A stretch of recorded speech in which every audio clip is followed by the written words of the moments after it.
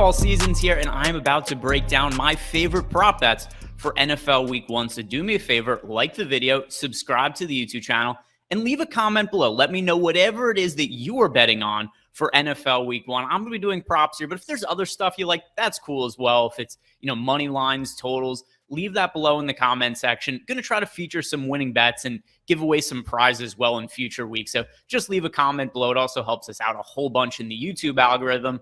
Also, if you guys want free money to start off your NFL season, we have a great deal with BetMGM right now.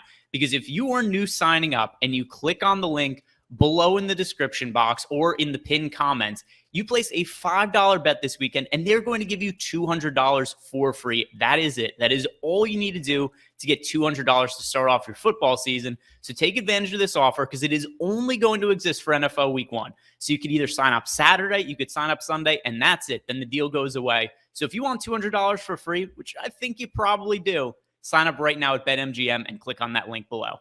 For my first bet of the season, I'm looking at Aaron Jones under 4.5 receptions. This line is set at plus 120. It's actually the number one projected prop bet that we have over at OddsShopper right now.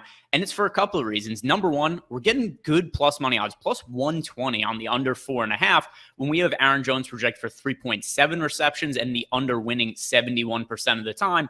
Now, I kind of understand why it is that books have opened up Aaron Jones with such a big reception prop to open the season, and it's because Davante Adams isn't there anymore. The Green Bay Packers now have a lot of target share available in their offense, but I don't know that it means that we should just expect that a whole bunch of it is going to go to Aaron Jones, because if you look at him last year, out of 17 regular season games, he only had 5 of them where he had 5 or more receptions. So more often than not, he was under this mark. We're also getting plus money on the under. And then something else to consider also when it comes to Aaron Jones is that A.J. Dillon's in the mix, and I do think he's probably going to play a bigger role this year. So it's not to say that Aaron Jones won't be more involved in the pass game this year than he was a year ago. He probably will be now that Davante Adams is gone.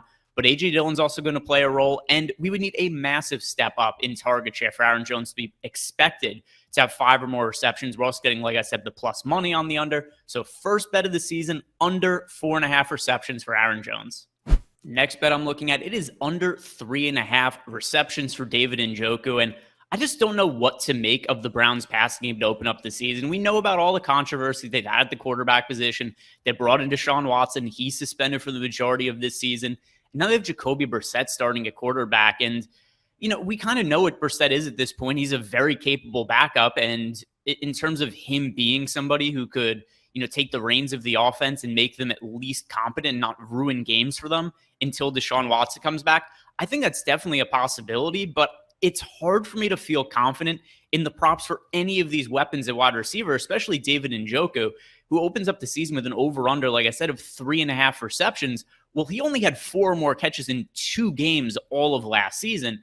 And then something else also when it comes to this passing attack is look at the Jacoby Brissett props today. His over-under for completions is set at 18.5. So that's a very low number, and I think that makes sense.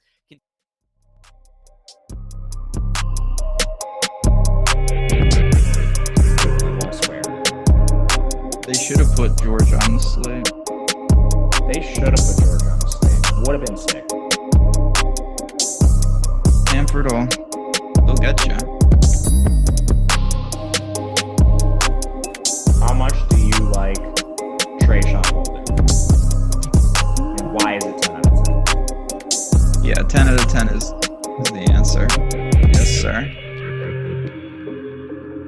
Bama's going to have a day. All right, that time again. It is Saturday, 11 a.m. Eastern.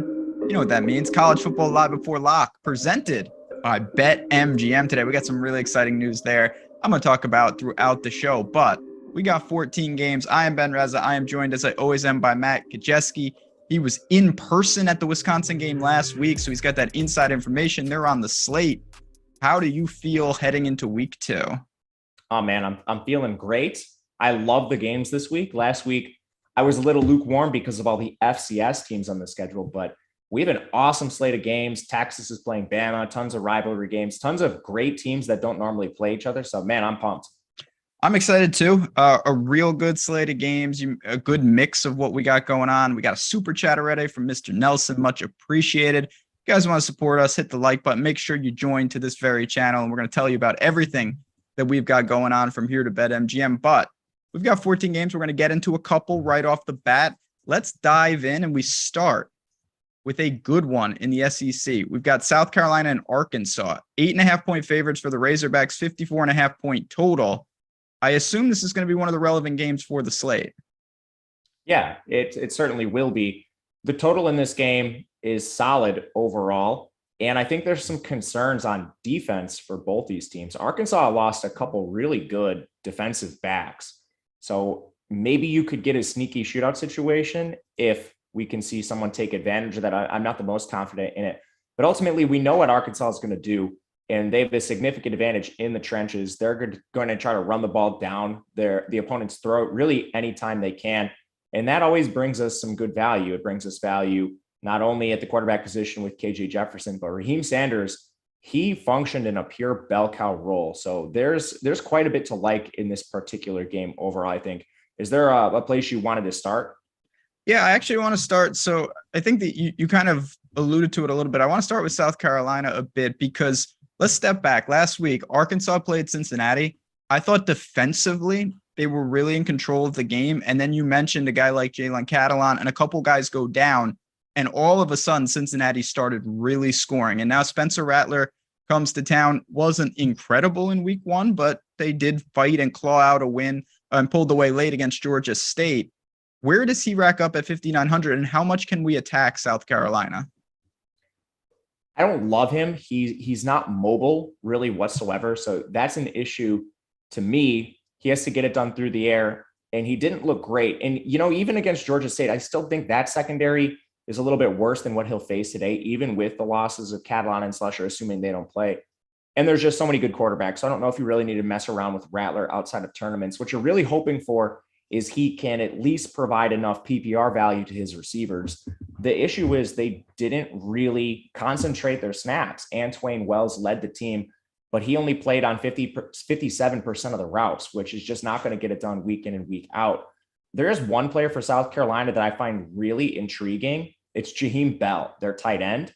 They really took a proactive approach with him, and he was used almost like a souped up Deebo Samuel in this offense. He carried the ball 7 times. He had 4 targets. So kind of like Deebo Samuel, when he was in the run game, he was getting carries. When they used him in the pass game, he was getting targets. He only had a 40% route share, but he was targeted heavily on those routes. 3,500. There's going to be one really chalky player at this price point, and Jaheim Bell, I think, is a solid pivot away from him. Interesting. We don't really talk about tight ends a ton in college, but that's Deebo, listen, maybe that's what South Carolina does. You did mention the Deebo connection. I'd assume just looking at this backfield that you want no part of it. That's true. And they might be getting Christian Beal-Smith back, which would further complicate things. On the other side of the game, again, Arkansas, they did enough. They did cover by a half point, and we really do appreciate that here on this show. KJ Jefferson, you mentioned Sanders, Trey Knox, Hazelwood from Oklahoma. It's a good offense still. How do you think they operate? A pretty healthy total in terms of a team total sitting right above 30. So they're pretty banged up right now. They have some players in the offensive line banged up. KJ Jefferson, he's going to play in this game, but he was limping all over the place in their last game. I think they might just try to get in, get out, which could be an issue if they decide to just hammer the run. Maybe you don't have quite as much value with KJ Jefferson. Or the receivers, I think if you're going that route, Trey Knox is the most interesting just at the cheap price. It's either him or Matt Landers. They really concentrated all their opportunity between their starting 4 guys. And again, that was Landers, Hazelwood, and then Knox was playing tight end, and then Warren Thompson. Knox and Landers are the cheapest. That's where I would go. But again, in the backfield, alluded to this earlier, Raheem Sanders was a complete monster in the backfield. He rushed 20 times, had 4 targets, so he has a good pass game role. AJ Green, just a change of pace. Dominique Johnson still coming off an injury, not even guaranteed to play. Raheem Sanders, the only issue is he's a little more expensive than some other backs like Braylon Allen, Deuce Vaughn, Chase Brown. So you can save some salary going elsewhere. But if you're willing to eat the salary, Raheem Sanders has as much upside as anyone on the slate. Cash viable? He's in the picture. I think the cheaper guys are slightly better, but I wouldn't fault you for playing him. His workload's awesome. Anything else from this game? I don't think so. If you have a question in any game, just ask us in the chat and we'll try to. Yeah, for sure. And we will try to touch on some of the FanDuel pricing as well. Games like Oklahoma State are on there. And I know it's radically different. That's many of the tools that we'll talk about here at Stokastic. That's why we want to get behind the paywall. We've got some things to help you do just that. But we've got Missouri and Kansas State.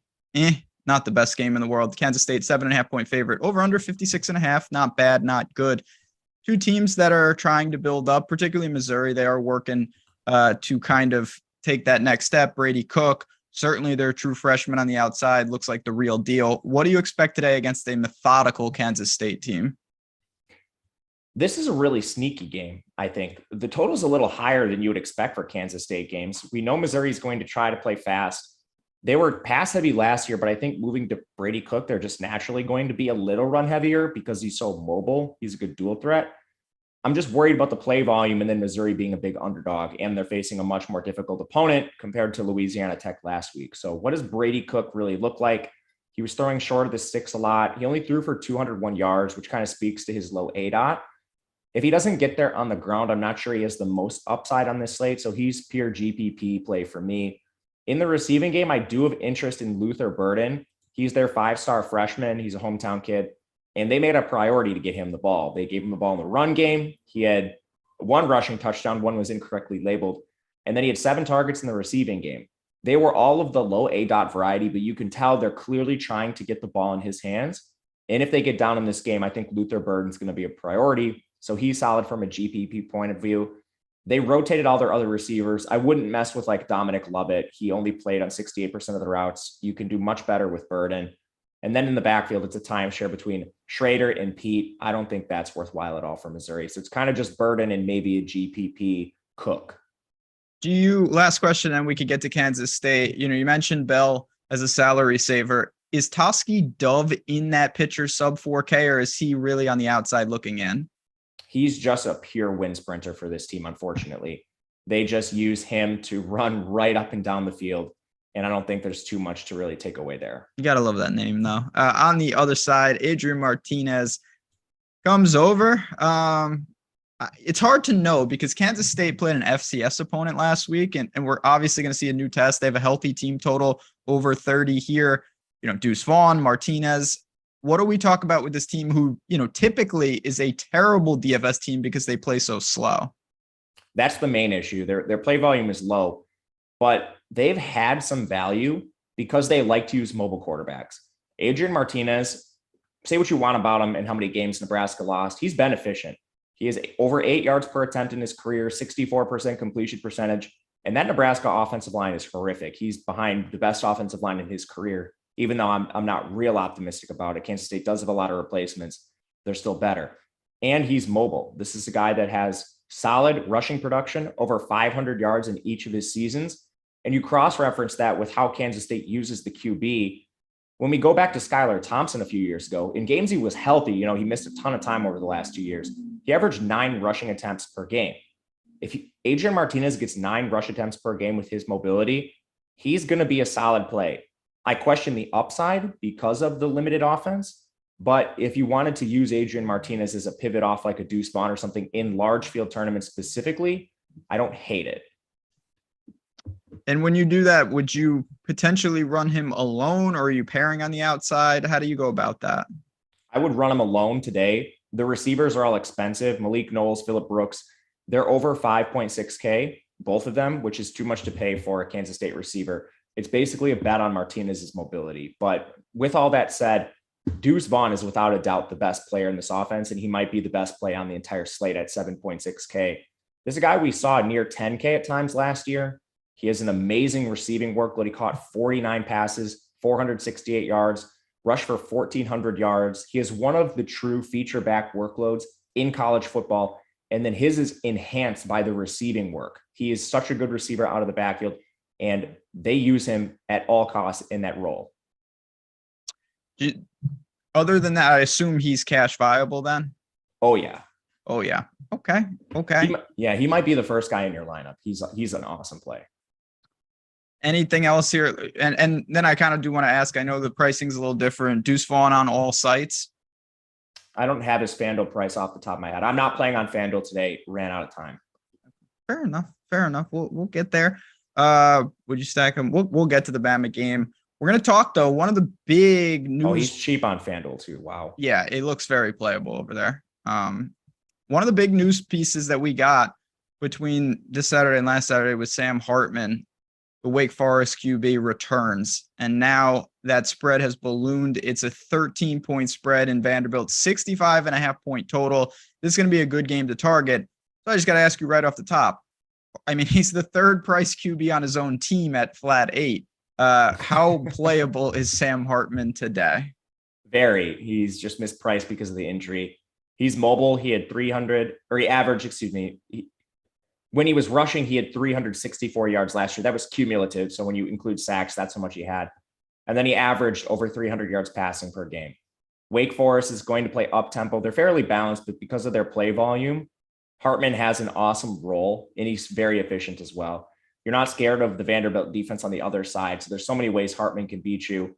He has awesome receivers too. A.T. Perry's back this year, and he had a really good connection with Hartman last year. Nearly 1,300 yards, caught 71 passes. He's not as expensive as he should be either at 6,900. Then Donovan Green steps up. He was coming off a torn ACL, but he had a breakout freshman season, and he led the team in targets last week. So I think Green is firmly locked into the 1A or 1B spot. A.T. Perry and Green should be somewhat interchangeable. And then the wide receiver 3 is Taylor Morin. With Morin, you have a little bit of a worry on the routes, only a 50% route share. He's going to split a little bit of time with Jamal Banks and Keyshawn Williams, but those are cheaper GPP dart throws if you just want to attack the high team total. Can you stack them all up in the sense of going Hartman, Perry, and Green all together? It's hard. I tried doing that. You're going to have to make some sacrifices at running back if you do that, which I'm not particularly keen on today, but it's possible. It's a little tough, but it's possible. Speaking of running backs, before we get to Vanderbilt, anything in the Wake backfield? It's a timeshare, and they're pretty expensive. These guys are both north of 7K. For reference, they're both more expensive than Braylon Allen. On the other side, Vanderbilt, 2-0. I've got their win total at 2.5. I only need one more. Listen, Elon is Elon. Hawaii might be worse than Elon. Mike Wright hasn't been awful, though. He can move. He's 5,400. Is there any merit to maybe playing him with Hartman and go full game stack, or just playing him at all today? Yeah, I think he can be used in that circumstance, and really that's it. I don't see it with Vanderbilt just coming out and blowing the doors off Wake Forest and getting to a team total that's high enough to really have Mike Wright pay off. He doesn't offer a lot through the air, so he has to get it done on the ground, which he's been awesome at. He's averaging over 10 yards per carry this year. Again, much more difficult opponent here. But if you want to use him in your super flex outside, or I guess in addition to a Sam Hartman stack, I think that's the best place to do so. His receivers are all expensive, so I think I'm just running him naked. Will Shepard, 5.5K, Jaden McGowan, 5K flat, and then Skinner is going to be limited today. He's injured. So you don't even have the flat min-priced wide receiver 3 to use. He's kind of hard to stack right now just due to pricing. If I'm using him, it's by himself. Last question from this game. A.T. Perry, cash viable, or you think better suited for tournaments? I think he's better suited for tournaments. He's kind of on the outside looking in for cash. 3 games up. We got plenty more to go, but I said at the top of the show, we had a new sponsor today, and it's big time news. BetMGM from the clouds. They have to give back and a fantastic deal for just the next 2 days. It's the kickoff the NFL season. Let me tell you about it. On the betting side, if you're a new user and you go and you sign up there, use the link in the description of this video, bet $10, win $200 if any team scores a TD on Sunday. So you bet any NFL game, $10. They're giving you $200. Someone's scoring. I can guarantee that. It's a limited time offer. It only is just today and tomorrow. So if you are looking to add a sports book, if you're looking to get a couple $300 to bet with, you want to take advantage of that. Again, it is in the description of this video. Just go down there, click it, you sign up, deposit, and boom, you're going to get that $200 courtesy of BetMGM. We'll be talking about that throughout the show, but I wanted to make sure people are aware of that, because it's just a 2-day thing. And if you miss it, you're not going to get that opportunity again. So really recommend doing that. In the meantime, got plenty of college to break down. We've got Bama and Texas, which in theory is a big game, but it's still nearly a 3-touchdown spread. Alabama minus 20.5 in Austin, 64.5 point total. I've already had some questions in chat about Bryce Young. We know he's an elite player. Can you pay the elite tag for him? In tournaments, you can. He's just flat out too expensive for cash. The 100-yard rushing game is an anomaly. He only rushed 5 times, came a lot on scrambles. Their offensive line actually was pretty bad against Utah State. Don't think it matters against Texas, but it's going to give them problems in the SEC if they don't get that fixed. So he scrambled for 100 yards. He had negative 23 cumulative yards in his career before that game. So I'm not buying that. And then he's just too expensive. Without the rushing upside, he doesn't project any better than like Hendon Hooker, the guys in the 7Ks. So if you want to stack him in tournaments, go for it. You're going to be eating some opportunity costs, but he has as high a ceiling as anyone. If you do go to him, what is really kind of the lineup construction that you're going to be looking with? Obviously, they got dudes on the outside, Trayshawn Holden, 68, Burton, you meant, Brooks. Is it like full-on onslaught stack? Is it Bryce Young in a skinny stack? How do you exactly see those lineups kind of building out? So they use Burton and Holden as their primary 2 receivers and 2 wide sets, and then they rotated Kobe Prentice with Ja'Cory Brooks a little bit. Those guys are still pretty expensive. Holden, I think, is the best price-adjusted option. And with the way this offense plays, I don't think you want to play them both in the same lineup. You're going to be sacrificing so much at running back if you do so. And there aren't great value options at the position. So I'm going to be looking to play primarily Holden. He had exactly the same workload as Burton. They both played on 70% of routes before they were pulled. They both had exactly 7 targets. And Holden was actually more efficient than Burton. He doubled his yardage total. Holden is this big size-adjusted speed specimen. So I think he's solid at 6,800. I'm probably not messing with anyone else. The only other player I'll mention in the receiving corps is Cameron Latou. Missed their last game. He's their tight end. He's back today, 4,300. He would be the cheap guy to go to if you're double stacking this. Yeah, and of course, Bama didn't really have to show anything last week. Where does Jamar Gibbs fit in, if anywhere? He's pretty expensive, but he's going to be a part of this offense for sure. Can you just go to the backfield, or is it really passing attack or bust? You can go to the backfield. It's kind of the same situation as Bryce Young, where Gibbs is going to cede some work. Last year, when Brian Robinson had that monstrous workload, they were so banged up at the running back position. They didn't have McClellan or Roydell Williams. Both of them are back now. So it doesn't mean a ton overall, but if each of them siphons off a couple touches here and there, that's going to hurt the bottom line for Gibbs, especially when he's $1,700 more expensive than Braylon Allen. He's more expensive than Deuce Vaughn. He's over $2K more expensive than Chase Brown. So in cash environments, low risk contests, I'm not playing Gibbs, but he does have as much upside as those players because of the offense he plays in. He's a tournament play. On the other side of this game, it's a huge opportunity for Quinn Ewers and this offense. It feels to me a little too much risk to be targeting them on a 14-game slate. But is there something that we can look to on Texas? Can you go to Bijan in the backfield, or is it just don't mess around against Bama's defense? I'm not going to be playing a lot of Bijan because of what you just said, the matchup and their significant underdogs.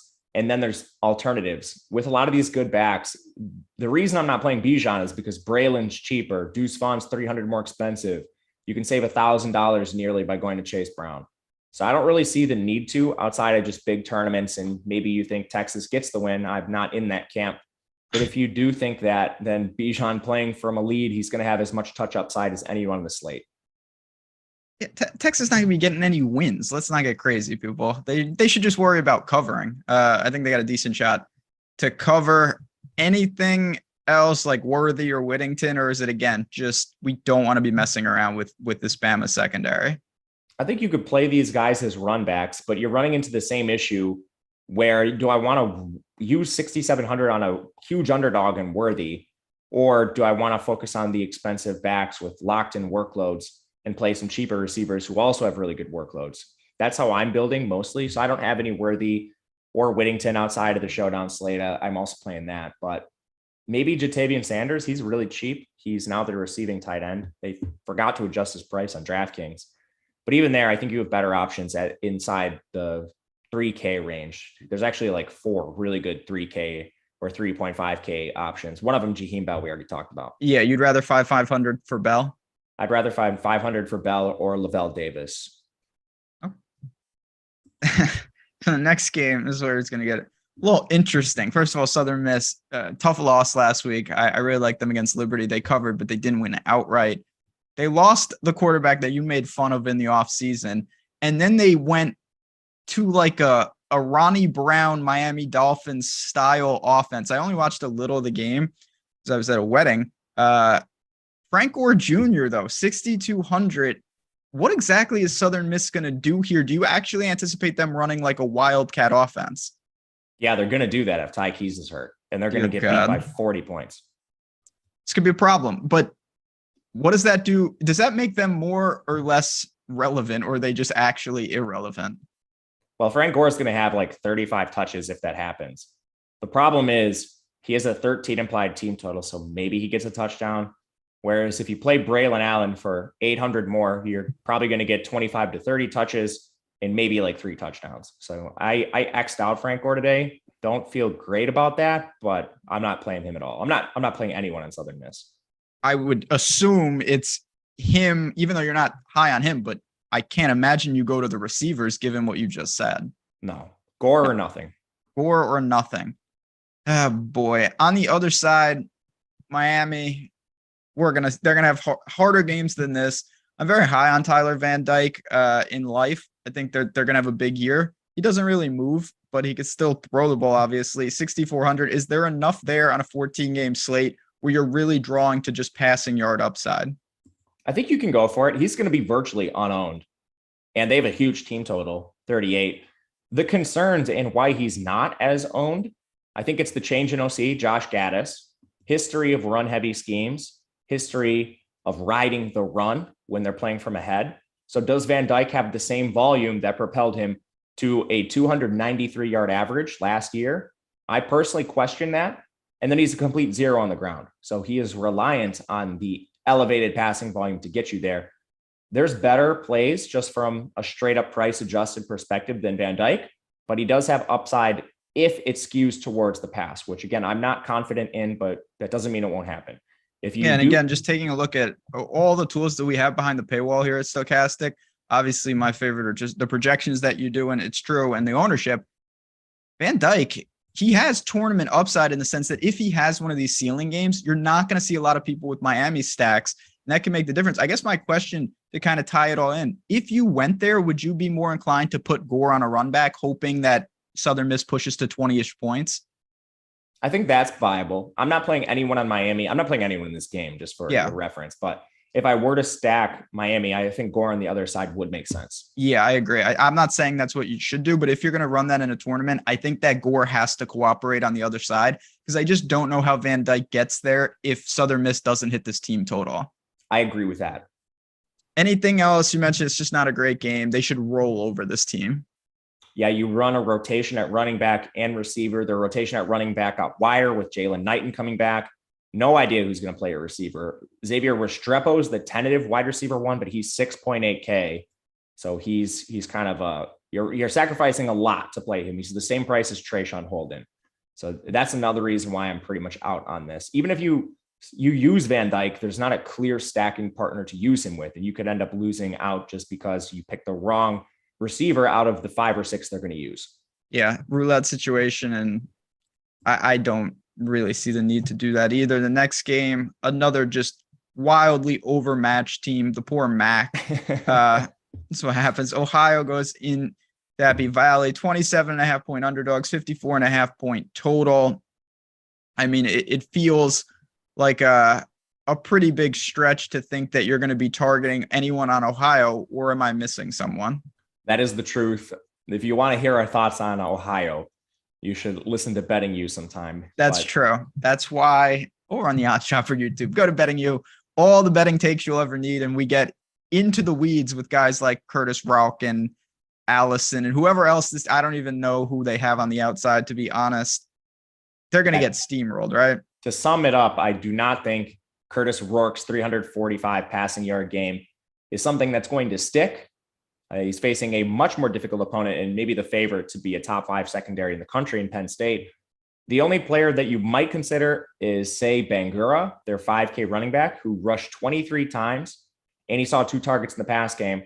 Their other running backs played a combined 3 snaps. So he played almost every single snap. But again, this team's going to get steamrolled by Penn State. So do you really want like 20 carries for 65 scoreless yards when you could just pay $1,400 more and get Chase Brown?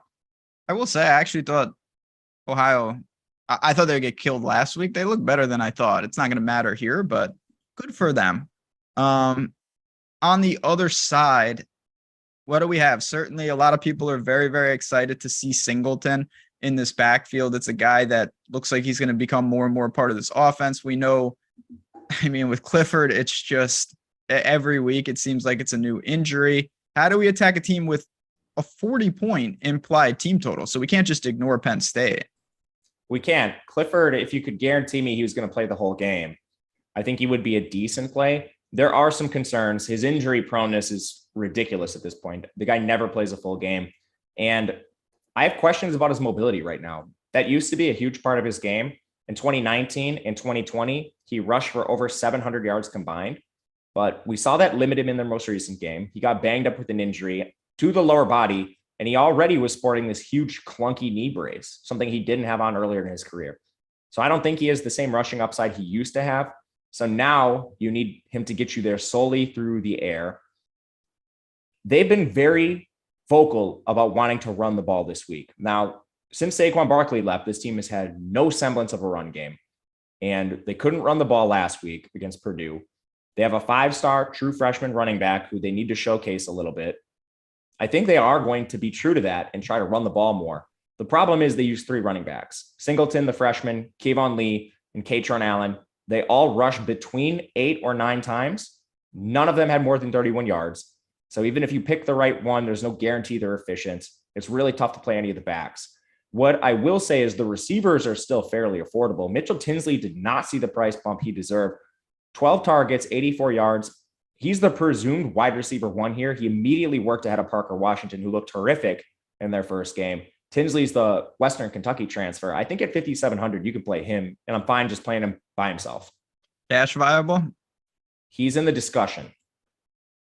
I mean, we were both high on him heading into the season. You know, he was so good last year, and it does seem like he's immediately slotted into being the alpha on the outside. I think he will be. Keandre Lambert-Smith out-targeted Parker Washington. It was an awful game for Washington. It really was. I meant to bet the over on his receiving yards prop, and then I forgot, and that is found money because it wasn't a great situation there. Anything else from this game? We have a lot of games that are, 55-ish totals on this slate. We do, and this isn't one of them. I think you can work with Tinsley. I will say Parker Washington, he was awesome last year. Like, he had 820 yards on 64 catches, working behind Jahan Dotson. It's a good bounce back spot, and he'll give you leverage if you play him. People will play Tinsley over him today. So if you want straight leverage, Parker Washington can offer that. We're talking a little before the show about Marshall and Notre Dame. Marshall's got their hands full, 20.5-point dogs, 50.5-point total. Columbia, they got some talent on this team, but it's only a 15-ish point team total. It's a bad spot against Notre Dame's defense. Is there really anything for Marshall that we can or should be targeting? Not really. Columbia is a little bit expensive for his role in team total. He's somewhat mobile, so that's solid, but I would focus on him more in showdown. They use 2 backs. So that's a problem. You can't have 2 backs against this Notre Dame defense. It would need to be consolidated. It's not. And the receivers are expensive. Talik Keaton and Corey Gamage have solid roles, but they're 5.3K and 6.6K. There's just better options on the slate. Tough scene. Poor Marshall. I like this team. I bet their win total over just against Notre Dame. Tough spot. Yeah. I mean, you don't need that for that, obviously.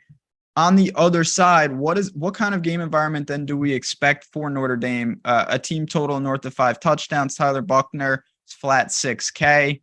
He's got the super tight end. I mean, where do they go here to probably win pretty comfortably today? Yeah, mispriced team here. Somewhat predictable after the Ohio State game. Ohio State's defense kept them in check. And there were a couple reasons why I thought that might occur. Buckner's a new starter. He was just used in a gadget role last year. And then the new DC for Ohio State did an awesome job, Jim Knowles. Notre Dame ran 52 plays. Like, they have so much upside from a raw play volume perspective. Last year, they averaged 20 more plays per game than what they just ran against Ohio State.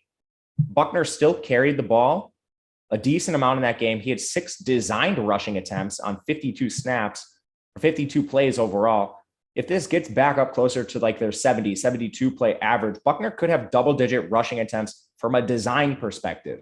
And then whatever he offers you via scrambling is an additional boost for him. This is a guy that averaged over 7 yards per carry last year in his gadget role. He's still somewhat unknown as a passer. I will say that, but he's so solid on the ground. It gives you an awesome floor. Again, he rushed for 336 yards on 46 carries. And then like Marshall's not going to be able to stop this receiving game. It's not the best overall, but they have a mismatch nightmare in Michael Mayer. He's their number one receiver in DraftKings asleep at the wheel, priced him at 3,900. So he's an awesome play, cash viable. You can definitely look to him there. So in terms of pay down quarterbacks, is Buckner maybe your preferred target or amongst the best of the, not the expensive guys?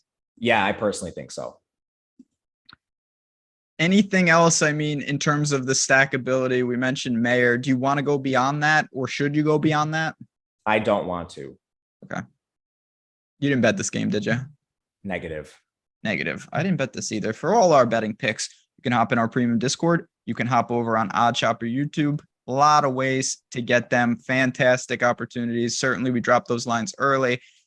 And we try to beat those closing lines. That's why you want to get in there and make sure you're checking out all that stuff. And I will say, I know we've got a million questions in chat. We're going to try to get to them all. But some of these games that aren't on this slate that we're talking about, if you want that type of stuff, we've got a great deal with football season arriving. We've got the promo code SCRAMBLE at checkout. And what that does, 7 days of Stokastic Plus NFL for only $7. So if you're playing tomorrow and you know it's going to be crazy, come on in for the week and get those tools for only $7, 70% off the original price. That's all that premium content, all those tools, the lineup generator, ownership projections, top stacks, all the things that you want for building your lineups tomorrow. So with a crazy day ahead of us, we really encourage you, get on in. It covers you for Showdown next week.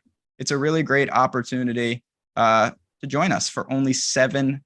After you make all the money in college football today, you sign up with the promo code SCRAMBLE. That is what we want to see. We're doing good. What do we got? 6-7 games left.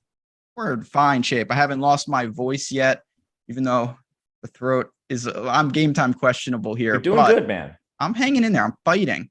Just like we're going to see Tennessee today, even though it's not going to be a fight because they are just going to roll over Pittsburgh. Yeah, I said it. Tennessee -5.5 at Pittsburgh, 64.5 point total. I bet this game last year. I lost. I'm going to try it again. Hendon Hooker, 7,800. I love this team. I know it was Ball State, but they look good. They look crisp and they play up tempo. I assume Tennessee's firmly in play today in the DFS slate. Yeah, I love Tennessee. Bet them as well, which makes me nervous because keep a spreadsheet of all the bets I've lost in my life and won. And the team I've lost the most money on in the history of me betting games is Pittsburgh. So sorry, Ben, I know you're on Tennessee, but hopefully that doesn't come back to bite you. From a DFS perspective, Hendon Hooker is awesome. He's solid rushing upside. He averaged nearly 50 yards rushing per game last year. He averaged over 225 passing, and that was him missing portions of a couple of games with injury. And Tennessee is an elite team total. This game is a great total overall in the 60s. It's somewhat close in the spread, 6 points. So there's a lot of back and forth potential to this game. Hooker has elite receivers. And I didn't even mention how up-tempo this team is. They run so many plays per game that even though they're fairly run-heavy, and again, Hooker's involved in that, the raw play volume still gets Hooker a lot of really good pass volume here too. So he's certainly a cash viable quarterback if you want to go that direction. He's definitely in that conversation. And then at receiver, Tillman is a little cheaper than he was last week just because 69 yards. He still led the team with 7 targets, but again, blowing out Ball State, they didn't need to put their foot on the gas with Tillman. I think if it was competitive, he would have eclipsed 100. He was a 1,000-yard receiver last year. Jalen Hyatt's their wide receiver too, and it looks like Brew McCoy is going to be their tentative 3 with a little bit of rotation there. I prefer Tillman, even though he's expensive, just with the raw upside we've seen from him and the target share he should garner this year. Jabari Small in the backfield, sub 7K. How does he factor in? I think he's an awesome GPP play. People are going to be a little scared off of him because of the timeshare. He's going to split carries a little bit with Wright, but I don't think that's any slight to Jabari Small. This team kind of has to split carries to some degree. They run so many raw run plays. It's just not conceivable that Jabari Small would handle like 40 carries himself.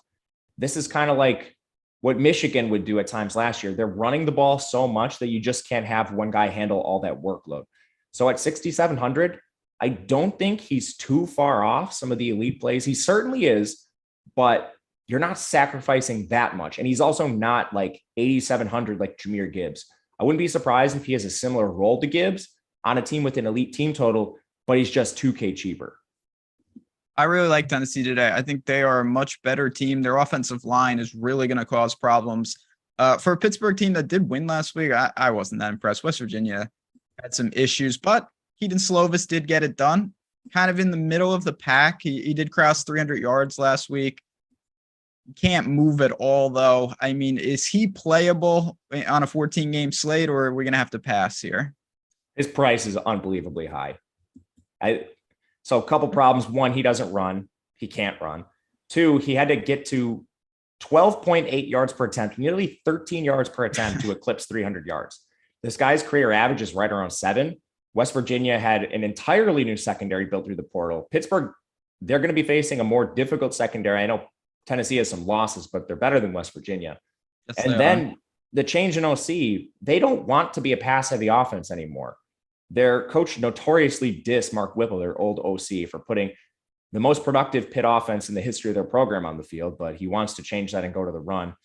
So to me, Slovis not in play. You could look at Israel Abanikanda. I said this last week, but Rodney Hammond is out of this game. So the issue I have is that Pitt seems to be fully willing to ride the hot hand. Abanikanda was listed as the starter last week, played poorly. Hammond had a big run. It was Hammond the rest of the way till he sprained his ankle. But they did give Sibo Flemister and Daniel Carter a little bit of work here and there. If one of them outperforms Abanikanda, I wouldn't be surprised if he's just yanked again. Again, it should be the hot hand. In the receiving game, Kanata Mumfield's really expensive. I'd rather play Jared Wayne at 6,200. But again, I'm not sure this team's going to be real pass heavy unless they're forced to. They're more just run backs to Tennessee stacks, in my opinion. And maybe the most interesting player could be their tight end, Gavin Bartholomew, who had a really high route rate, but he only saw one target. If you just want a punt play in the offense, he should be on the field a lot. We can say that at least. We mentioned more tight ends on this show than maybe, like, is this a unique slate where there's just a lot of really quality tight ends? Yeah, Jaheim Bell might be the best tight end in the country just from an athletic standpoint. Like, he's getting carries in the backfield. Michael Mayer is one of the best tight ends in the country. Unfortunately, we can't talk about Georgia today. Bartholomew is not on their level, but he's in a really good game environment and he plays nearly every snap. I don't think he's as talented, but he's on the field a lot. Yeah, I think there's a chance that Brock Bauer against Samford's secondary could have some success down there in Athens. That's a different show for a different time. Wildest game last week was App State in North Carolina. Now they go into College Station, takes on Texas A&M, 18.5-point underdogs, 54.5-point total. A lot different here. Can we expect Chase Bryce to have the success against Texas A&M, or was that just North Carolina's anti-defense? I think it was the anti-defense. My God. Texas A&M is going to play good defense. In a quarter, 40 points in a quarter. I've never seen that before. Me either. That was absurd. But Texas A&M, much better defense. It's reflected in the team total. Bryce is a little mobile, but not enough where you really want to target him at 6,200. He's more expensive than Buckner. I'd rather just play Buckner. There's not a ton of clarity in the receiver room yet. Christian Horn, 81% route rate. He's 5,400. That's a little expensive. Deshaun Davis is really the only guy I'd maybe think about playing here.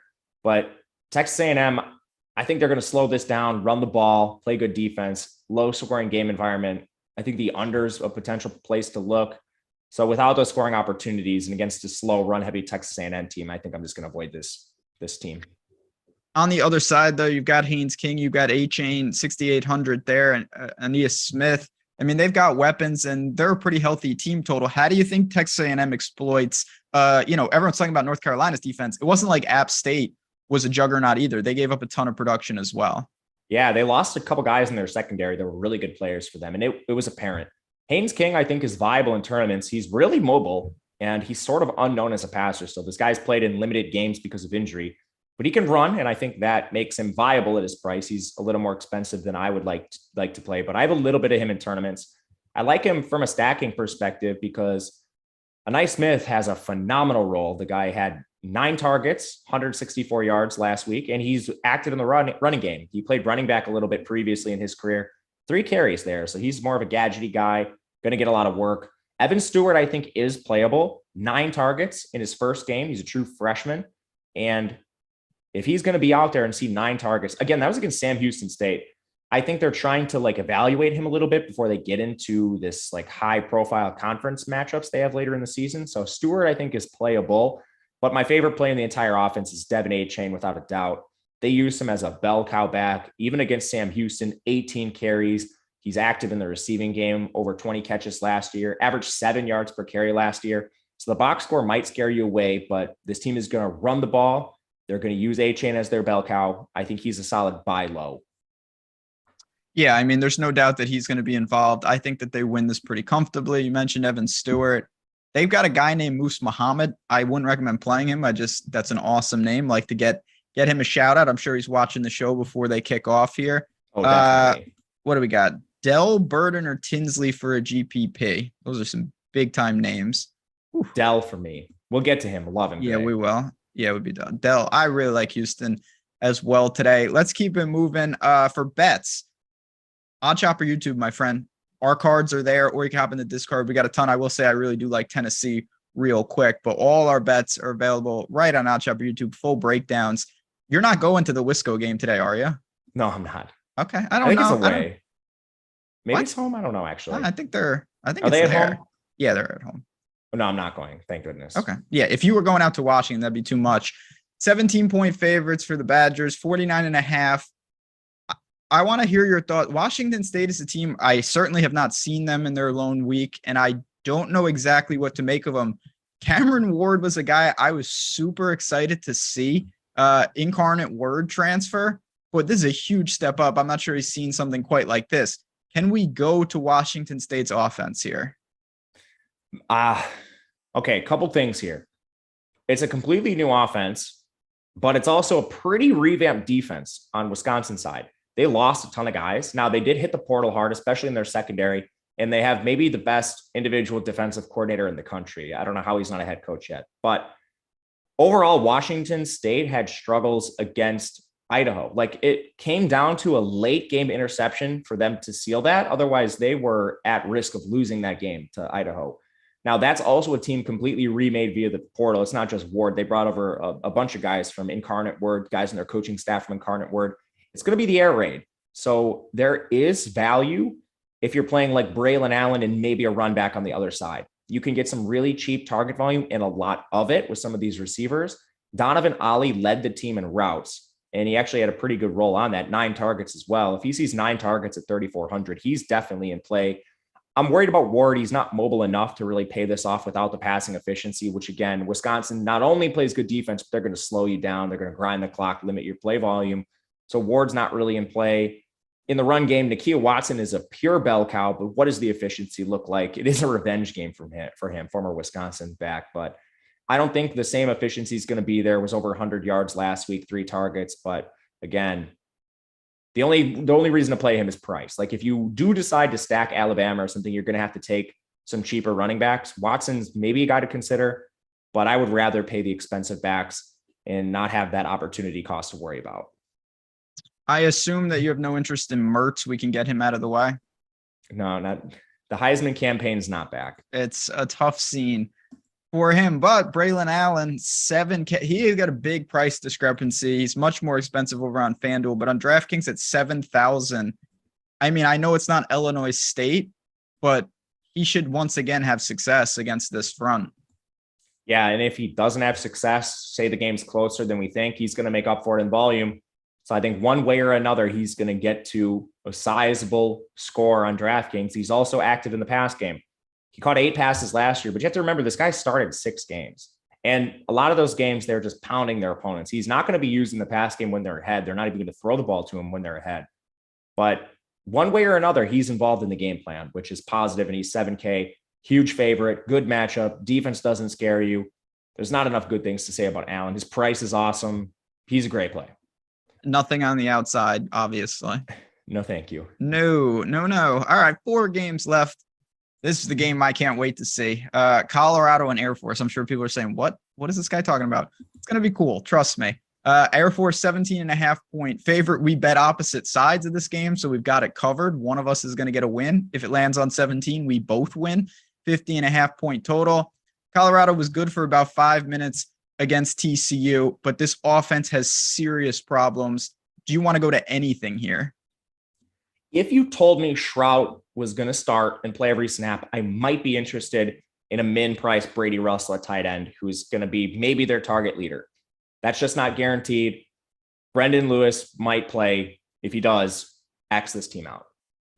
It's bad. Probably just X them out anyway, but yeah, get them out of here.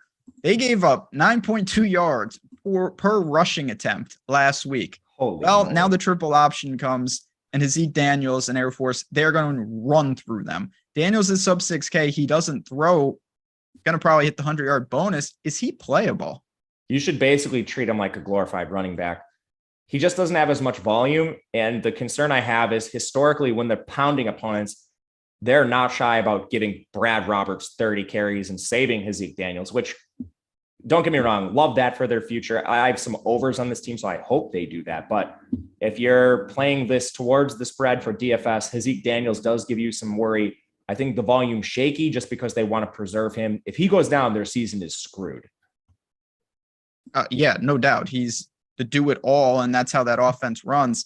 Is there anyone else on the academy that we're going to look to here? I mean, they're going to run it down their throat, but do these guys offer enough production to actually target?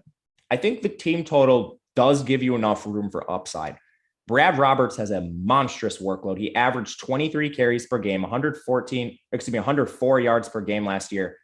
The issue is he didn't log a catch. So with Brad Roberts, you need him to be a big favorite. You need to have him in scoring positions a lot. Unfortunately, he has massive favorites here. Their team total is 34. When they get in the goal line, he's the guy they use. And when they salt games away, he's the guy they use.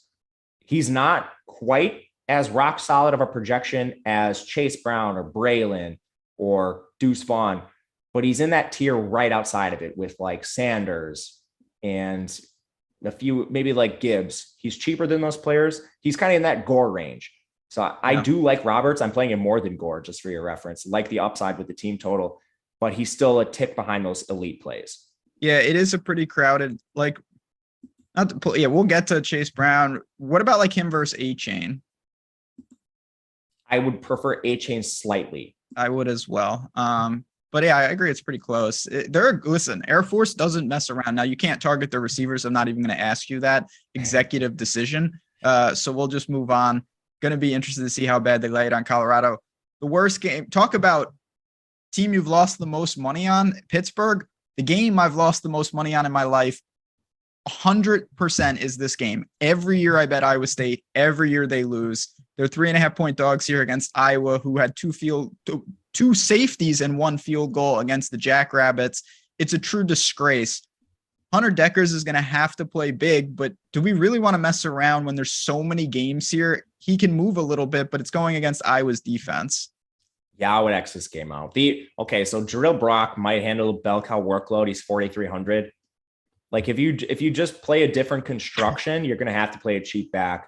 He could make sense just because you'll need to take one out of necessity. And then you're debating between like him or Nakia Watson. Again, I don't recommend that strategy, but if you're just trying to flip the build in large field, maybe you could play Brock, but Decker's redeeming qualities is mobility. The issue is we just have no sample on him, but if he's awesome, maybe he can play above the expectation and beat up on the side with defense. I wouldn't bet on it, but he's not going to be owned either. It's bad. It's too thin. Xavier Hudson's a good player. It's just not the right spot. Last year, they fumbled the game away. On the other side, I just have an inkling that Petrus didn't make the lineups. Sadly, he did not. I wish we had more time because I would actually love to dig in. If there's any other quarterback you would play Petrus over on the slate, where he would rank, but maybe Brendan Lewis. Yeah, you really don't like that guy. He's also not great. I mean, I think they're the two worst Power 5 quarterbacks. Who's Duke's quarterback?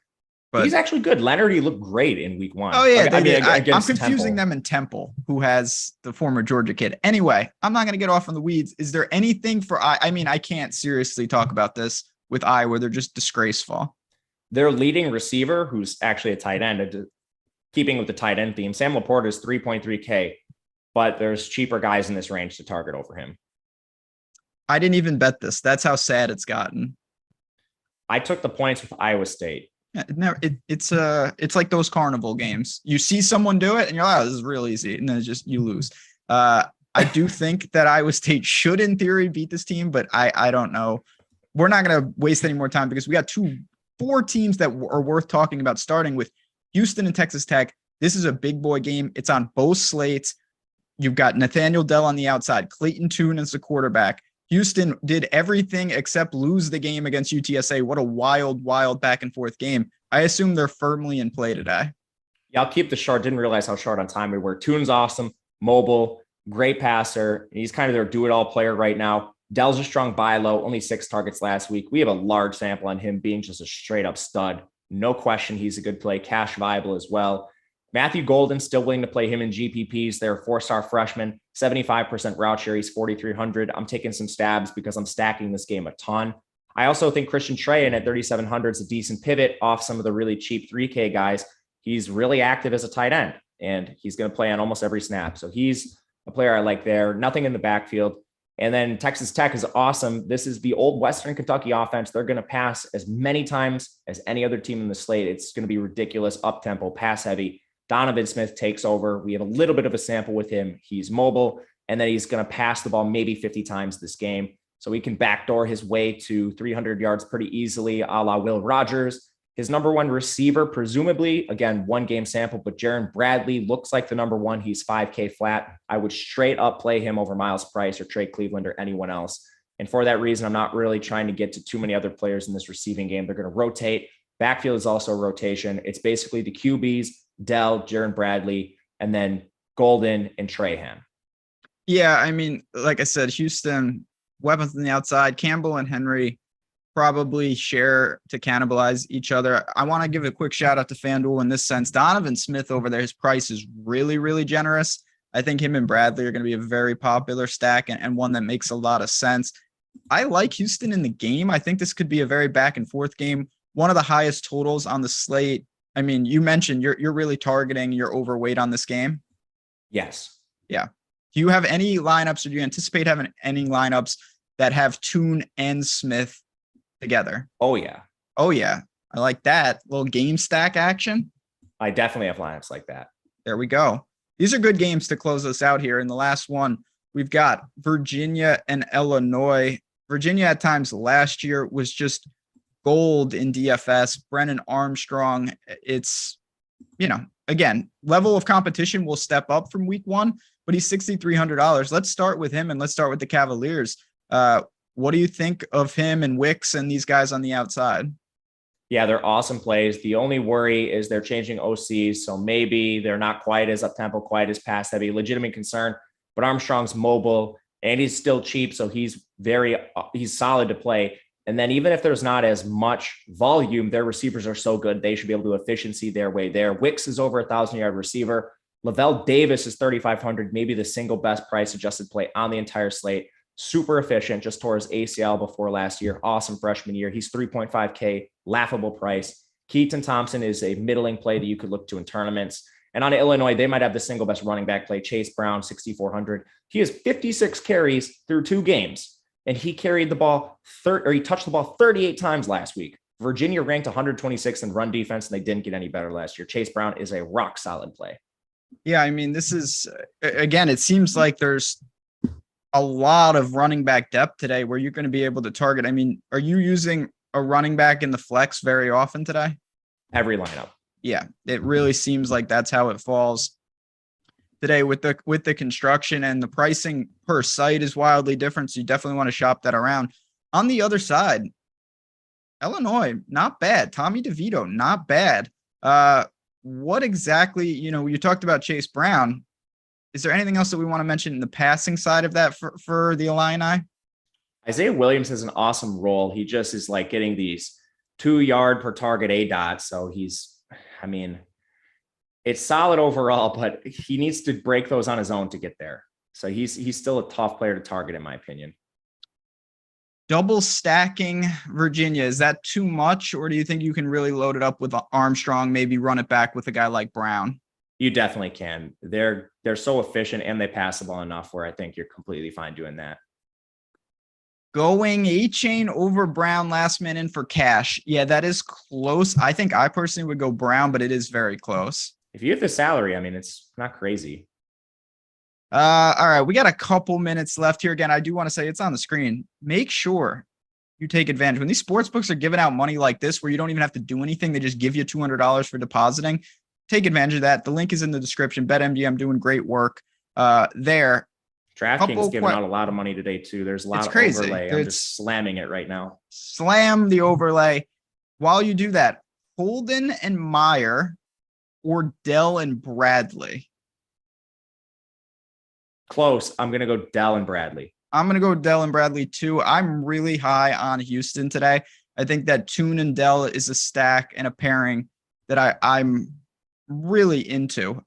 Do we like Tillman today? I do. I know we talked about him. I don't think that West Virginia has a guy like him, and I don't think Pitt's secondary understands. They're about to find out how big of a problem that's going to be.